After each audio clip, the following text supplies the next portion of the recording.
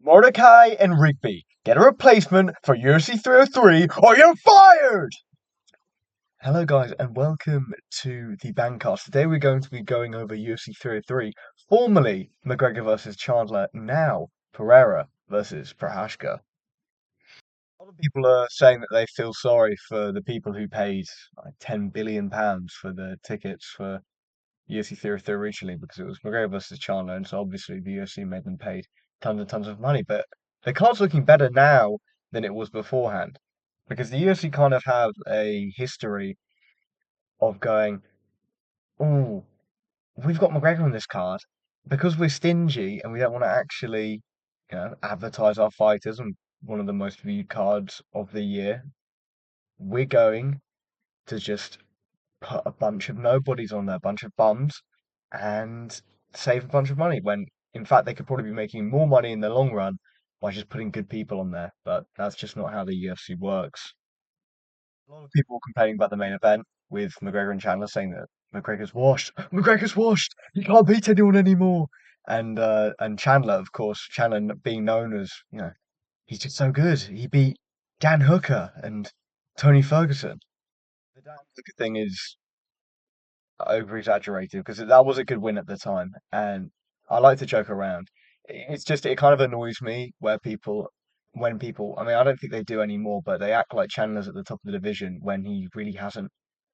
Losing to Gaethje and Poirier and not getting embarrassingly flatline KO'd in the first round, does it really make you that high level? I mean, arguably Benoit Saint Denis did better against Poirier. He took his back with a staph infection, and Benoit hasn't been a single top 15 guy at the moment.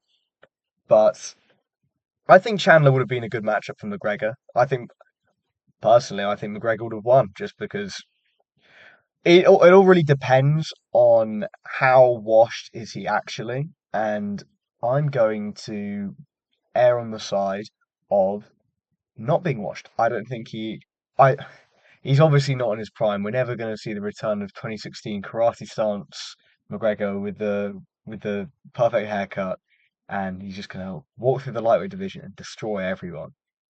But I think he has a good chance against a lot of guys at lightweight. I think he could beat Poirier in the rematch.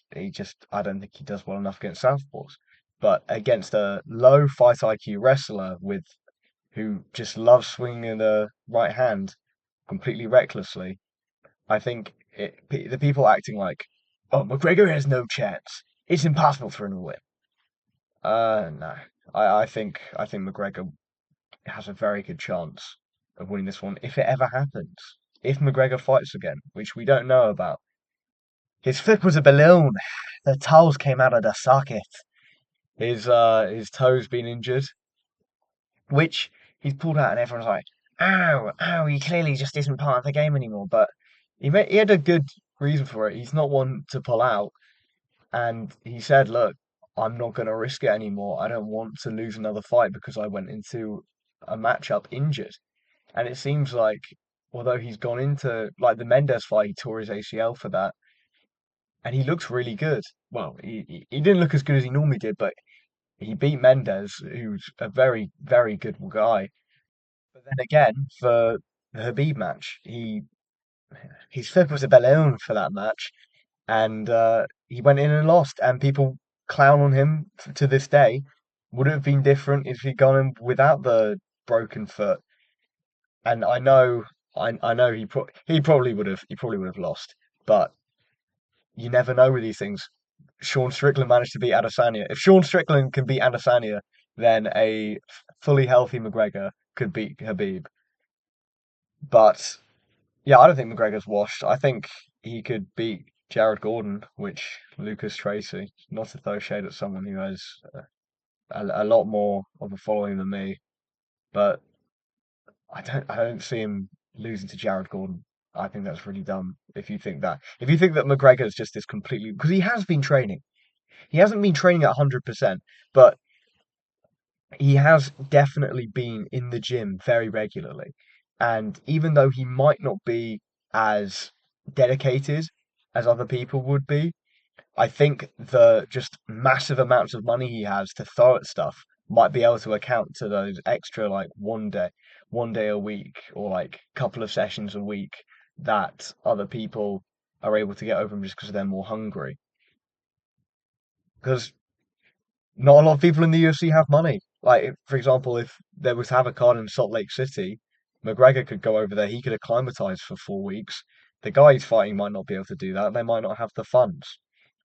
Oh, but guys, we don't need to pay the fighters more, obviously.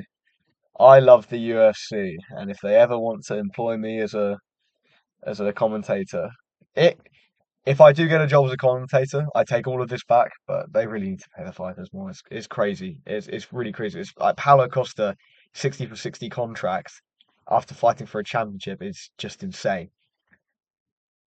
But enough about what's not happening. Let's go over to the main event: Pereira versus Prochazka. And I think the most interesting thing about this is it's on short notice. And previously, for UFC 300, no, sorry, for UFC 300, for UFC 295, Pereira kind of had the advantage where Jiri was rushing back after a shoulder injury. Jiri seems to be in better shape, and it seems like he's in the training camps while Pereira's just on these press tours. So if anyone's got the upper hand in this situation, I would probably be giving it to Prochazka. And obviously the Poeton fans are all going to be like, "Oh, you're so stupid. Pereira's already KO'd him. He's a kickboxing champion." Prohaska, he caught him in the fights. He had him worried, and I do worry about Pereira's ability to get off the cage because Prohaska was able to pin him there last time. Maybe we see a beautiful check pivot left hook knockout as Yuri's approaching him. We're going to see a knockout. It's going to be very fun, hopefully, no matter what happens. I hope, I've always been a Pereira fan since he got into the UFC, not a bandwagoner, but I wouldn't be too mad if he lost because I like Yuri, he seems like a sound guy, but, and also, the fans would hopefully shut up. Like, you don't see any Charles Oliveira fans anymore, mostly because he's lost, which it's a shame that he did lose because Oliveira is probably one of the most exciting fighters of all time. But it's nice to open social media and just not have the fans there. That's the issue because no matter how exciting a fighter is, the toxic fanboys just come. They come along. They infest MMA Twitter and the Instagram comment sections, and they just make it unbearable. And no matter how much I like someone, there's still a little part of me that wants them to lose just so that the fans will disappear. But I can't root against Pereira. He's such a good example for a champion because he's so active. You've got the guys like Leon Edwards who reject every single guy that they get given and are so finicky about who they're willing to fight. And Pereira will be like Dana will go up to him. So Pereira, we got to fight for you in 2 weeks against Francis Ngannou. He's coming down to light heavyweight. What do you think about that? Sharma. He's just going to take it. I don't want to sound like I'm glazing, but I really like that attitude of just being willing to step up. It's just a shame if he gets KO'd because of it, which with how difficult the weight cut seems to be, that might be the case. But Prohaska, nice straight puncher, hands down and victim to leg kicks. On paper, this matchup does not make sense for him to win, but then you've got to just account for the fact that he's got that dog in him and he might just walk through the punches, walk through the calf kicks, and clip Pereira, who his chin's not getting any better. 36 years old, he's been knocked out quite a few times. Kickboxing, MMA, it's not looking amazing, but I think the gut feeling says that Yuri wins, but I think you kind of you have to give it to Pereira just because if Yuri could show that he could check a leg kick, then I might be able to side with him. But you walked into UFC 300 with Rakic, and Rakic is he's only all he does is feint and throw leg kicks, and you didn't find out a single way to actually deal with them. And with that low of a fight IQ, I just can't pick Yuri to win a fight ever. even though, well, against someone who leg kicks at the very least. But Yuri might go in and just wrestle him because he was doing all right the first time. He managed to take him down.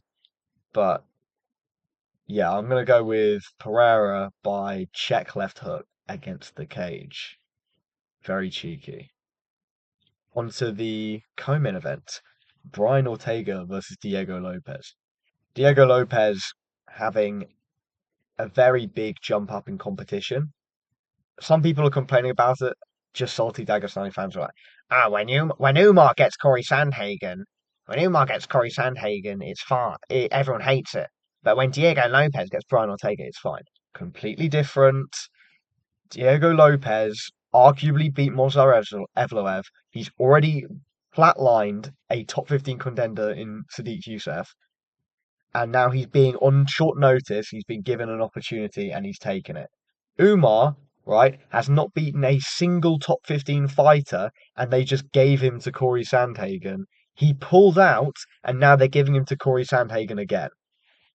These are very different, but it's officially for a number one contender spot. Or Lopez might not even get a title shot after this, although depending on how impressive he performs, he might.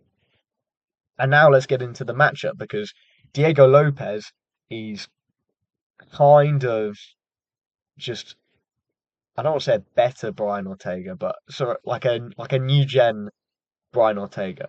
Very techy with the jiu-jitsu. Lovely use of anti wrestling with the leg locks. The knee bar on Movsar Evloev was crazy. I'm very surprised that Evloev didn't tap to that, but I guess UFC fighters they just decide to thug it out because that's. I guess if you put it like if someone went up to me and says, if you uh, if you thug out this knee bar, you can get $200,000. Maybe I would. While as if you said, oh, it's for a plastic jiu-jitsu medal, I'm tapping to that. But Diego Lopes, very nice striking. He's big. He's big for the division. And Brian Ortega he's not the best wrestler. I do worry about his ability to take Diego Lopes down. And it's either that or you just sort of chin up in the air, swing at him, and hope to get a knockout. And I don't see Ortega knocking out Diego Lopes because I just think Diego Lopes is a crisper striker. It'll be a fun fight. That's for certain. I mean, Ortega, as much as people like to make fun of him for all the eagle stuff, which is pretty funny, but the eagle can put on a banger. The beauty of having a granite chin and no takedown defense, but also with very good jiu-jitsu is your people aren't gonna it's almost guaranteed to be a fight on the feet unless Diego Lopes wants to take him down, which I don't think tactically is a very good answer. I think Diego Lopes probably just outstrikes him to a three-round decision, but I've been guilty of uh, I've been guilty of not believing in Ortega before. You know, post Eagle Ortega might be a very different guy. He actually took someone down and submitted them, which I don't think he's ever done. I don't think how many has he ever taken down and submitted a guy? He's got tons of wins off his back, but I don't think he's ever actively took someone down and submitted them off that. So we might be looking at a brand new fighter. But then again, I can say that Diego Lopes is a better striker than Ortega, but Ortega have knocked out Sadiq Youssef. I think Sadiq Youssef probably would have decisioned him if it was a striking. If you might, it's weird because these guys, when they're at the top of the division for so long, you want to see what they look like with the contenders. If you got Dustin Poirier to fight, he just fought for a title, but if you got him to fight every single member of top 15 in lightweight, you might you might see him lose to a surprising amount, especially lower down because of the food chain. A lot of the time, you get to choose favorable matchups, and that allows you to keep your streak. On to, well, it's been quite a while now. It's better move on. Dolidze versus Anthony Smith. We've got the greatest fighter of all time on paper versus the greatest fighter of all time from the REIT position.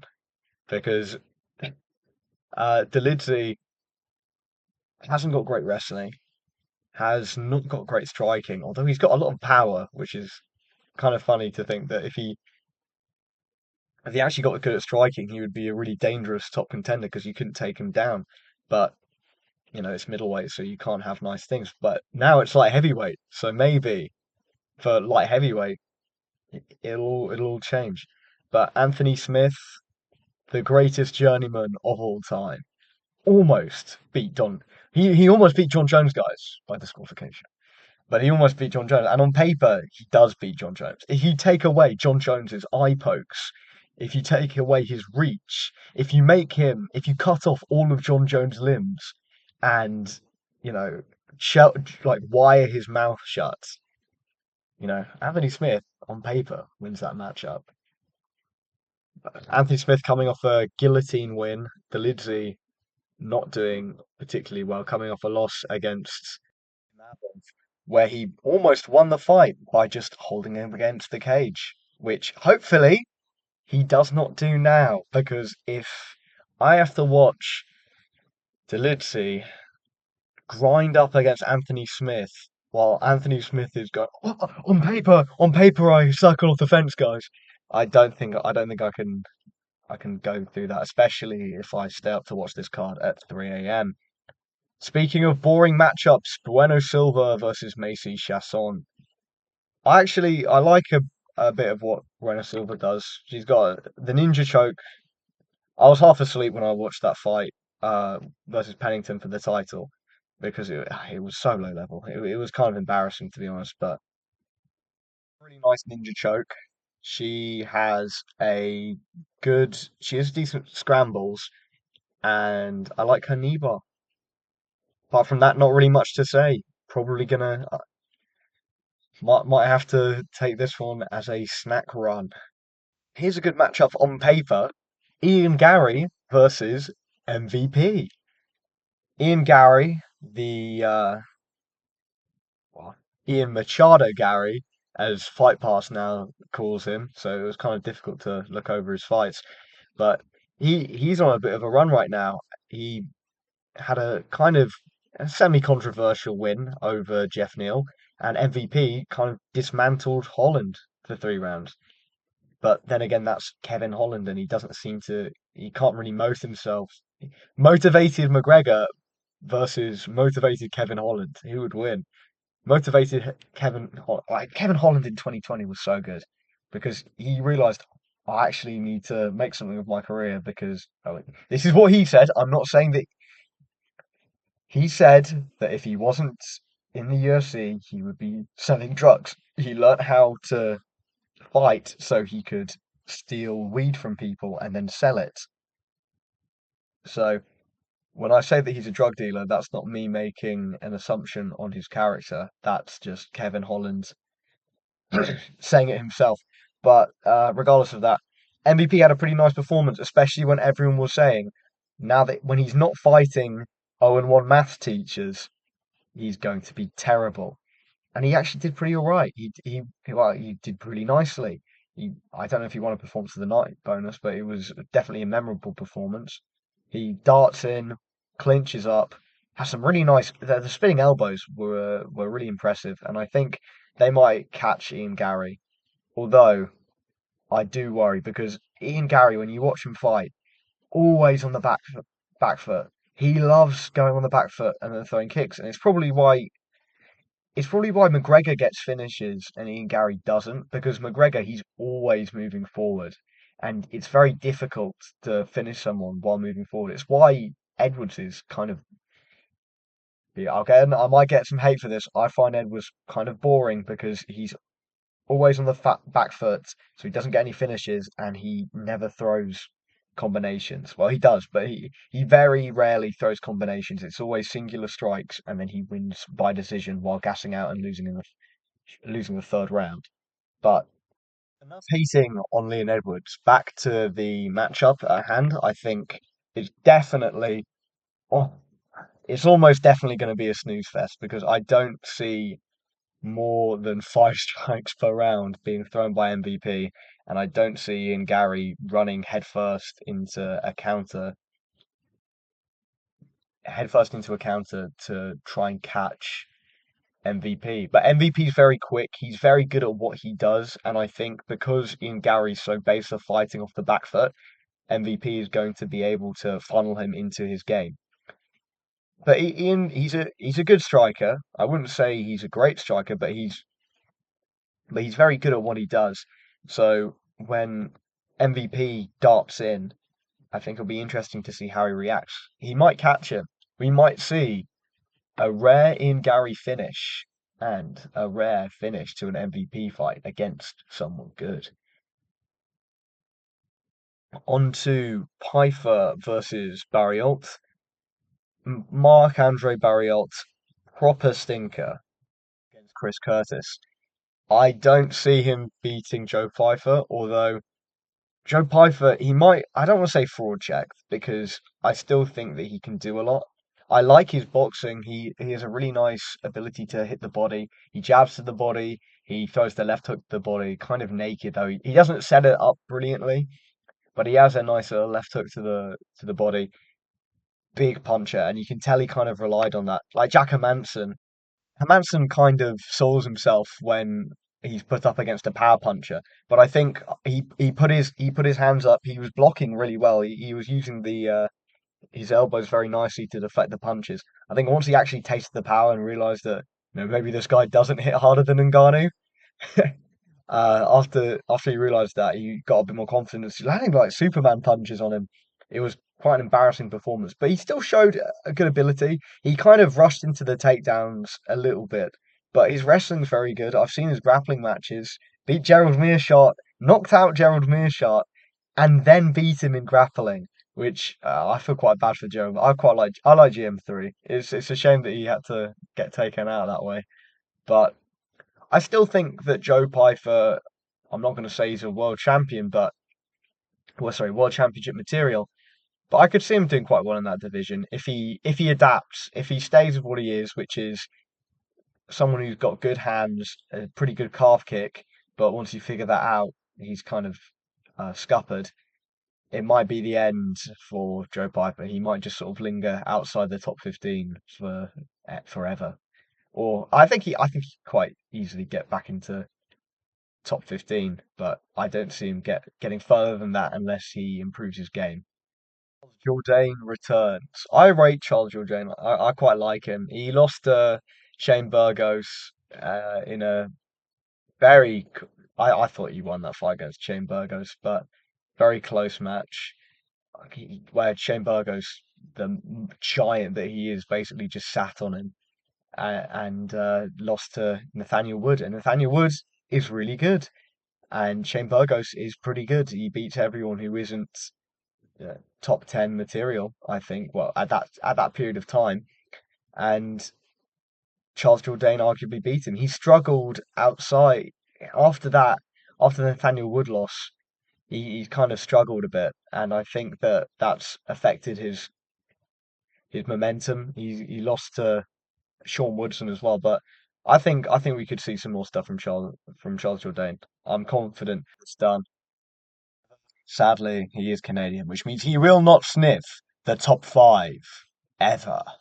Talbot makes an appearance, a nice little finisher. I think he has a nice future in the sport. I'm not going to say he's O'Malley.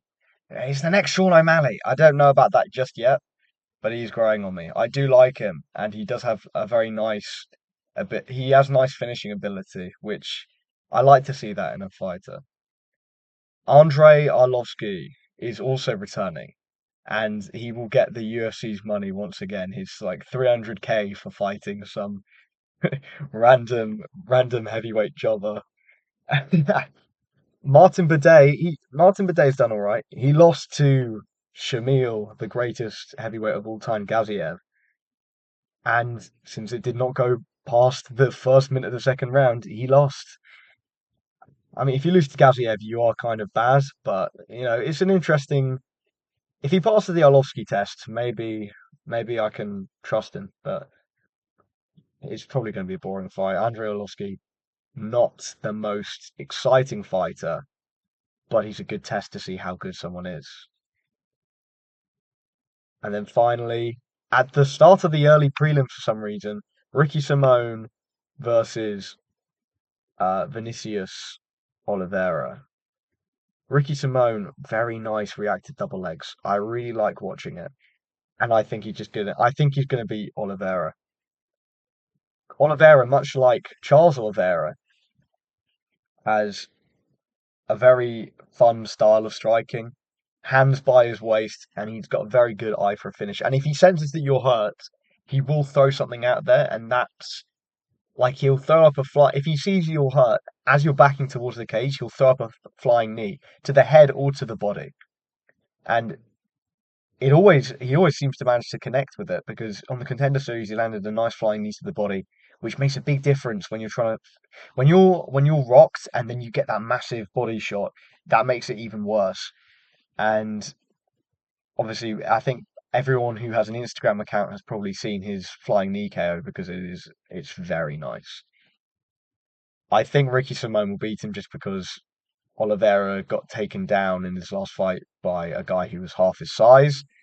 He's massive for bantamweight, Oliveira, but I think Ricky Simone will just reactively double leg him to a unanimous decision. I hope Ricky Simone doesn't lose because I quite like watching him. But also, Oliveira is a very fun fighter, so I think I will be able to live it down. Then again, Oliveira might just flying knee him in the first round. Ricky Simone has been shown to struggle when his opponent attempts to knee him, so maybe that is the way for Oliveira to win. I just don't think I don't think Oliveira has the capability to do that. I think he'll show the flying knee, but I don't think he'll be able to make it enough of a threat to stop Ricky Simone's takedown offense. So, if you're still here after 27 minutes on the dot, thank you for coming. Please check out my socials. If you have any questions, please email us. And hopefully, my Alex Pereira study will be out before the fight because if Alex Pereira gets KO'd and I then drop the study, I'm probably not going to get any views, and that will suck because it took me a very long time to write that article, mostly out of procrastination, not because it is a long video. But thank you for staying for this long. Have a very nice day.